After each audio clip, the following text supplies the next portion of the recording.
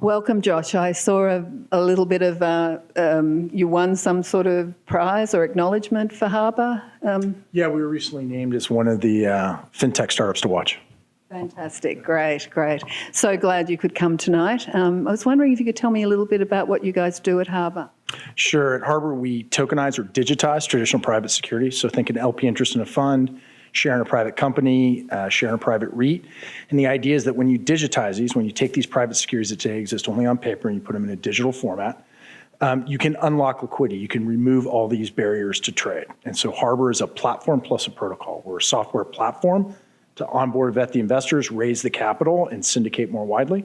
And then we're a blockchain protocol that makes sure that this tokenized security trades compliantly every time, everywhere it trades. Fantastic. And so could you tell me a little bit about current regulations that you guys are having to use with the STOs that are on your platform? Sure. So the securities rules we deal with are all the traditional securities rules. There is no ambiguity to the tokenized securities that Harbour is involved with. These are all things that are unambiguously securities. So the rules are well known. There's two sets of rules. There's rules around the initial sale, the private placement. That's things like investors have to be KYC, they got to be accredited investors. There are rules around how things are marketed. And either the issuer or a broker-dealer that we partner with is the ones that's actually selling it to investors. Harbour's the technology platform. Then there are rules around how it trades, the secondary liquidity, which gets to the magic of the blockchain-based solution.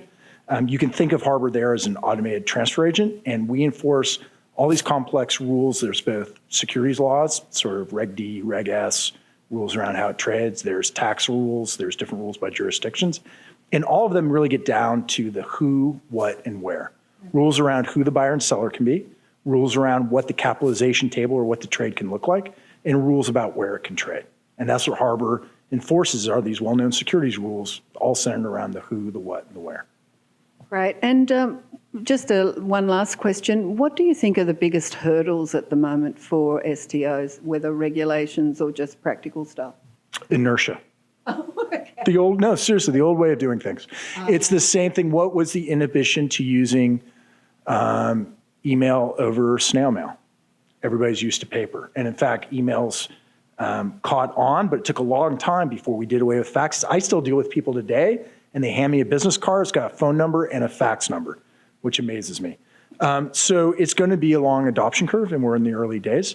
But what's interesting, I think, is I speak on a lot of panels like tonight with a number of other folks in the space. I don't think any of us really view us as competitors with each other. I think all of us view us as allied together and competing against the old, inefficient way of doing things.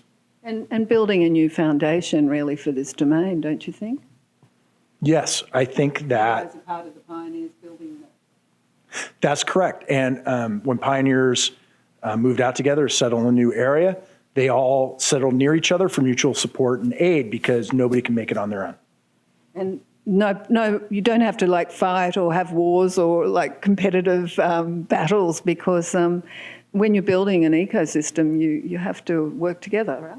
You do, and in the financial system, it takes a number of different players, all highly regulated, all with their own businesses. So you need exchanges, you need qualified custodians, you need what we call issuance platforms. You can almost think of it like as the technical component to underwriting. You need traditional broker-dealers and investment banks, registered investment advisors. You need market makers. There's a whole host of folks, all of whom have a big business of a big lift or a big amount of work to do to make their own business. And so all of us depend on everybody else being successful. It's fabulous. This is what I'm in this industry for, is for the community. So I really do appreciate all of your work. Thank you. Well, thank you.